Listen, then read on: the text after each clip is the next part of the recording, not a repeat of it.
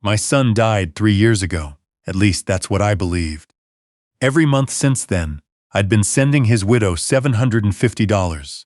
Money I earned patching pipes and resealing rooftops at 63 years old, on knees that filed a complaint with every flight of stairs.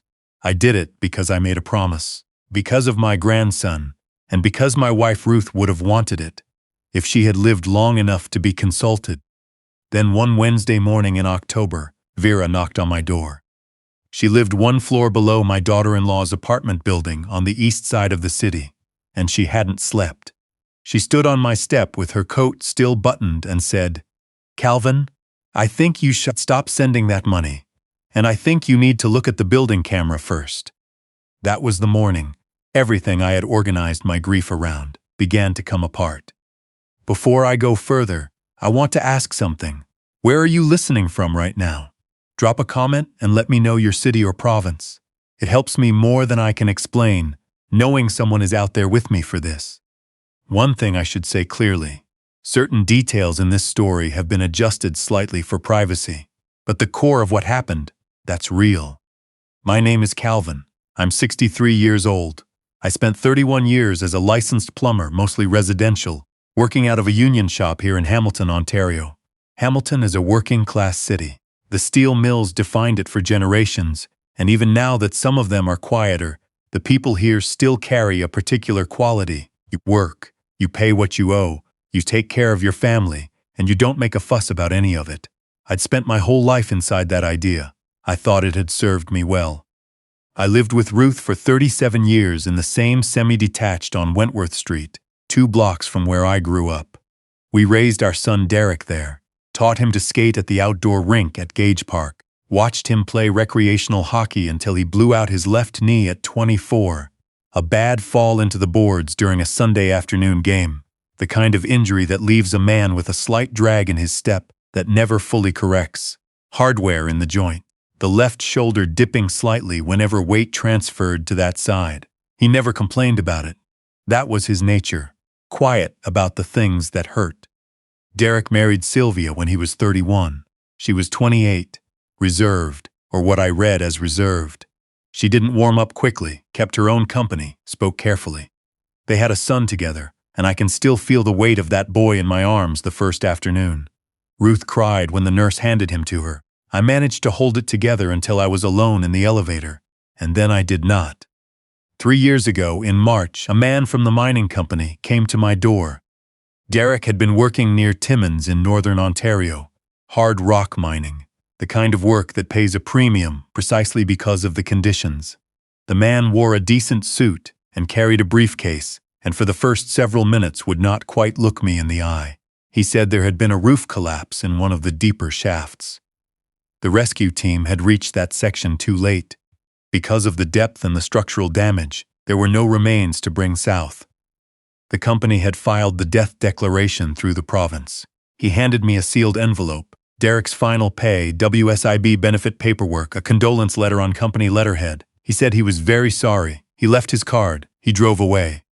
I stood at my own front door for a long time. I couldn't go back inside. Ruth deteriorated faster than I thought was possible. By the end of April, she'd lost weight I hadn't noticed her carrying. By June, she was missing appointments, forgetting medications, some mornings forgetting my name. The doctors called it complicated grief, a clinical term that I understood intellectually and resented personally. What I saw was simpler than any term. I watched the woman I had loved for 4 decades decide, somewhere below language, that she did not want to carry this particular weight, and so she set it down. On August 22nd, I came home from a job to find her on the kitchen floor.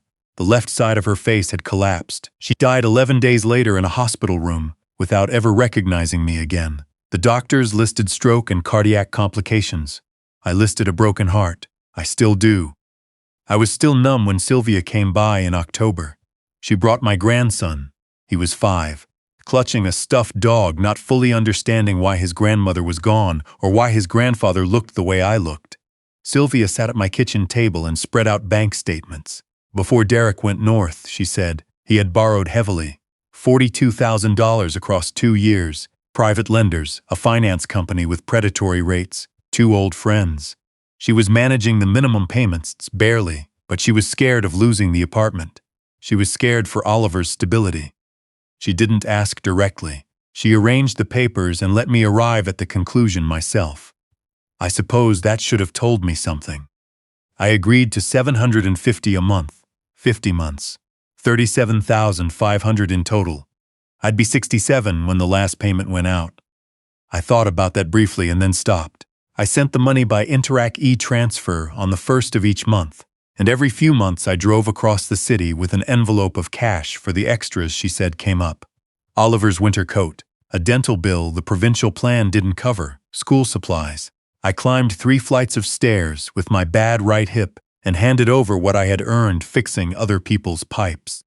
Sylvia was never warm toward me. She never invited me in, always had a reason why Oliver was sleeping or had just gone down or wasn't feeling well. I told myself it was grief.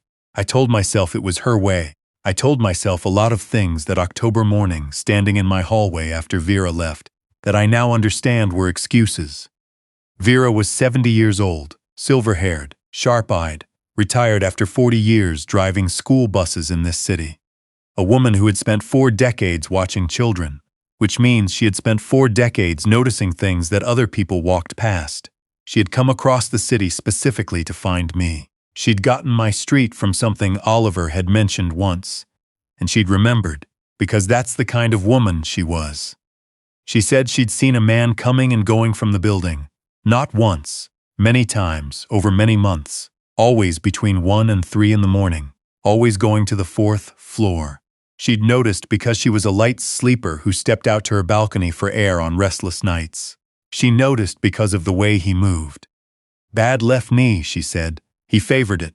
The shoulder dropped every time he put weight on that side. I've seen enough walks in my time. I asked what she meant by enough. She said she'd known Derek for years from the building, watched him come and go before he went up north. She said she knew his walk the way you know an old song. She said the man she'd been watching in the middle of the night walked exactly like Derek. I told her that wasn't possible. She looked at me with the patient, steady eyes of someone who has delivered hard truths to 8-year-olds for 4 decades and is not afraid to deliver them to anyone. She said, "The building management put in a security camera 6 weeks ago on the 3rd floor landing after a break-in. I think you should ask to see that footage, Calvin. That's all I'm asking." She left. I stood in my hallway for a long time, the kind of stillness that settles in when your mind refuses to move first. I called Floyd that evening.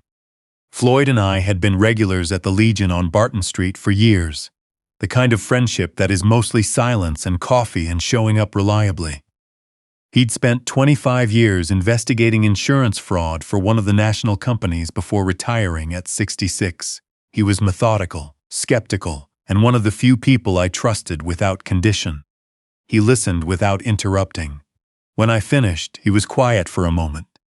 Then he said, "I know someone in property management. Give me tonight." He called back the next morning. He'd arranged access to 3 months of footage from the 3rd floor camera. He said, "Come over and bring something to drink because it was going to take a while." I sat at his kitchen table on a Friday afternoon while he loaded the footage. We started with the most recent date, the night after my last envelope delivery. The camera was mounted at ceiling height, black and white, angled toward the stairwell and the door to the 4th floor. At 2:11 in the morning, a figure came up the stairs. Average height, dark jacket. Cap pulled low over his face. He moved carefully, like someone conscious of noise, but it was the left leg that stopped my breath. Each step with that foot landed slightly short, not quite lifting to the full height of the riser, not quite clearing it cleanly. And when weight transferred to that side, the body compensated. The left shoulder dipped.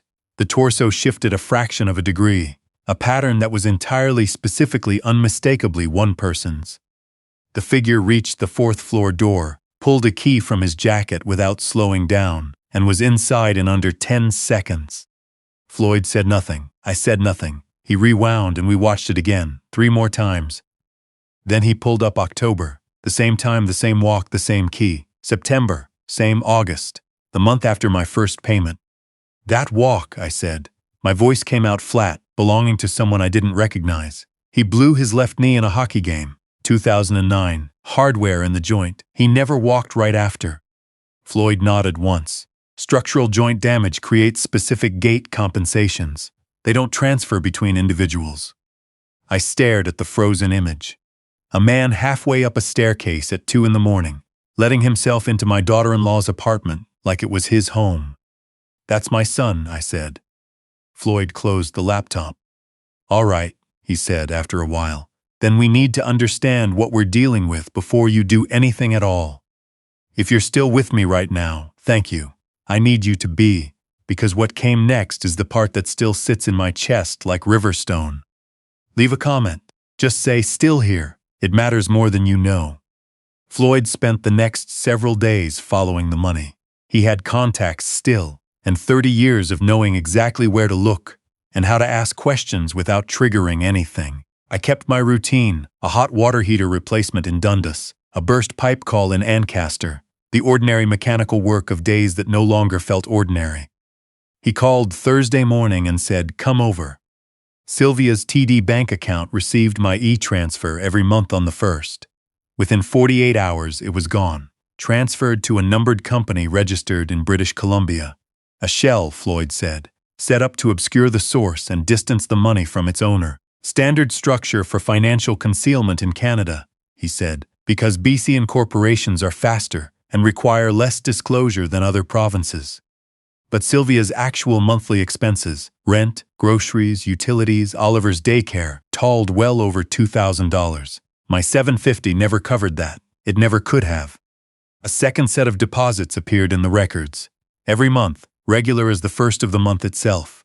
$1,500. Same BC company routing. Someone else's money going into the same account, pooling with mine. Floyd traced it to a Cayman Islands account. 2 joint holders, one was Sylvia, the other was a man named Shane. I turned the name over until I placed it. Derek had been close to a man named Shane at McMaster, university friends, inseparable for a few years before life pulled them in different directions. Shane had come to Derek's memorial reception. He had shaken my hand and told me Derek was one of the best people he'd ever known.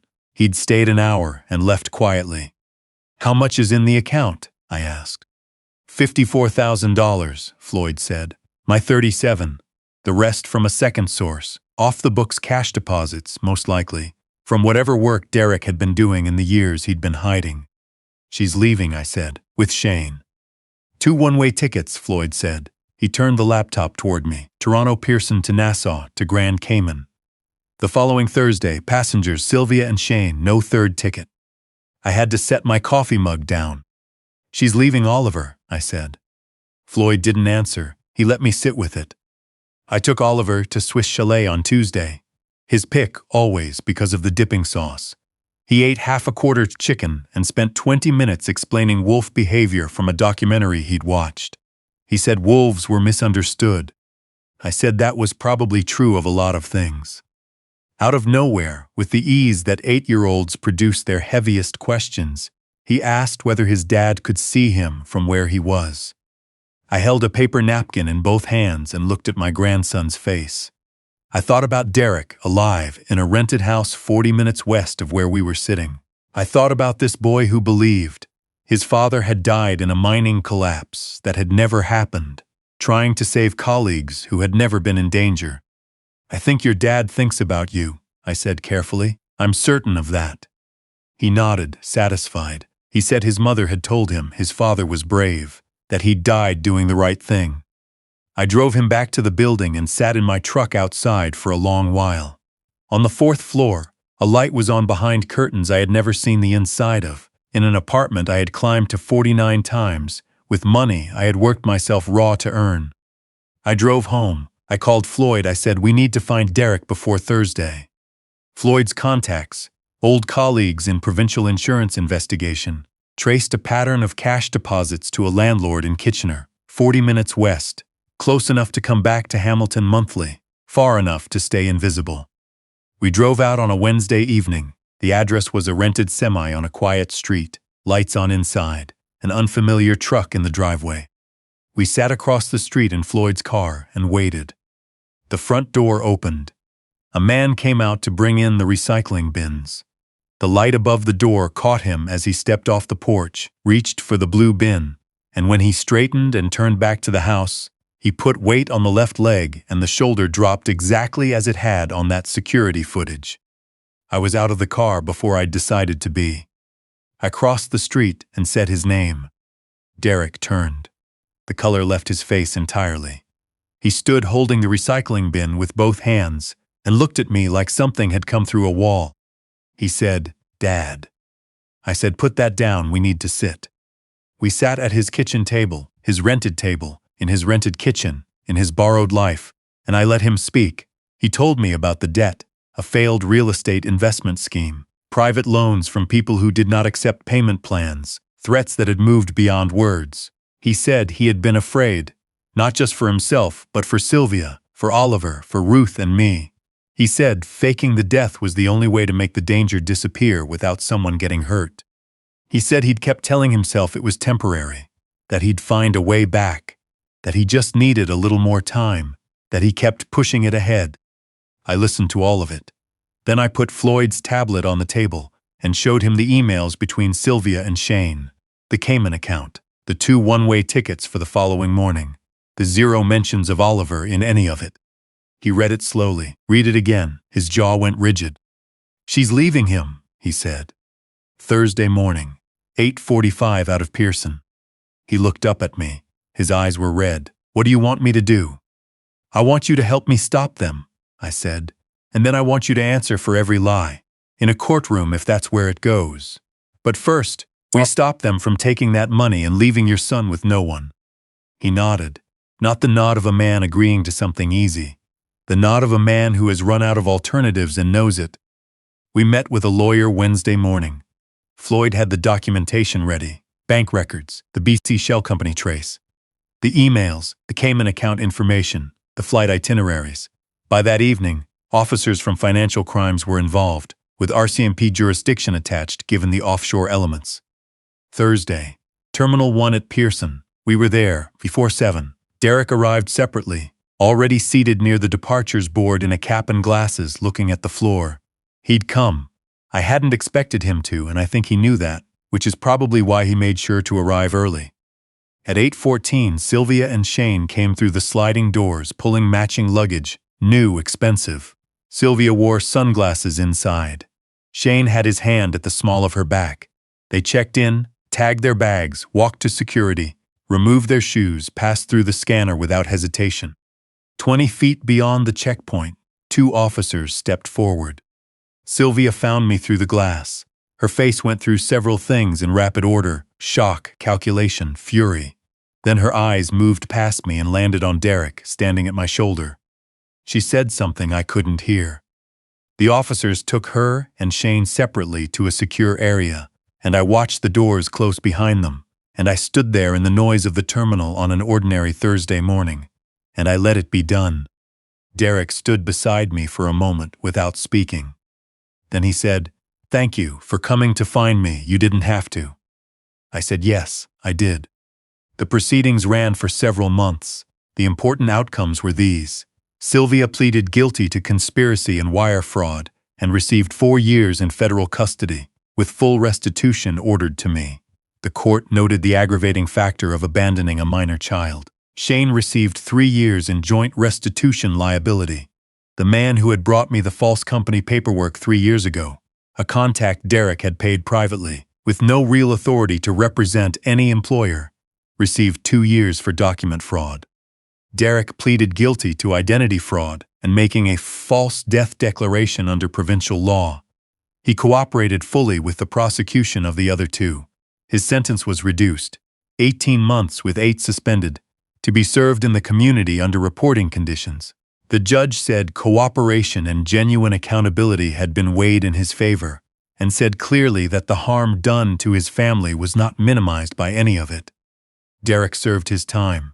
When he came out, he was different in the ways that matter, more careful, more present, quieter in the way that comes from having had a great deal of time to think. He received supervised access to Oliver once a week, then twice, then more. He never pushed for more than he was offered. He seemed to understand, finally and fully, that trust is not something you reclaim at your own pace. The restitution came in installments as the frozen accounts were processed. $53,000 in total, once the legal process completed. I put $30,000 into an resec for Oliver. The rest went into savings. I replaced my truck. I had the furnace in the house serviced for the first time in 4 years. Small, practical things Ruth would have approved. In June, Oliver and I planted a garden in the backyard on Wentworth Street. He wanted tomatoes and sunflowers. We spent a Saturday afternoon in the dirt with trowels, and he talked at length about soil pH from something he'd watched online. I told him his grandmother had kept a garden. He asked what she grew. Tomatoes, I said, and marigolds around the edges, because she believed they kept the pests back. He considered this. Then he said, "Do you think she can see the garden from where she is?" I looked at this boy with his grandfather's eyes and his grandmother's hands, and the kind of kindness that neither of his parents had given him. He'd arrived at it himself, somehow, through everything. "I do," I said, and I meant it. There are days that still feel like too much. That probably won't change. But I come out to this yard in the evenings, and I stand among the things that have to be tended, and the city does its thing over the fence. Traffic, a siren somewhere, someone laughing on a back deck, and I think about what it took to get from Vera's knock on my door to this garden, to this evening. If you're still watching, I want to say one thing directly. Don't wait as long as I waited. If something doesn't add up, the story, the numbers, the way a person won't quite meet your eyes, ask the question. I was so afraid that doubt meant disloyalty that I let it sit for years. It wasn't disloyalty. It was the one thing that might have saved Ruth if I had acted on it earlier. Love the people in your life, but love them with your eyes open. And take care of the children. They are always the most innocent ones in any of these stories, and they deserve the truth more than they deserve to be protected from it. And when it's over, go plant something, even if it's just a pot on a balcony, something that comes back. That's all I've got. Thank you for staying with me through this.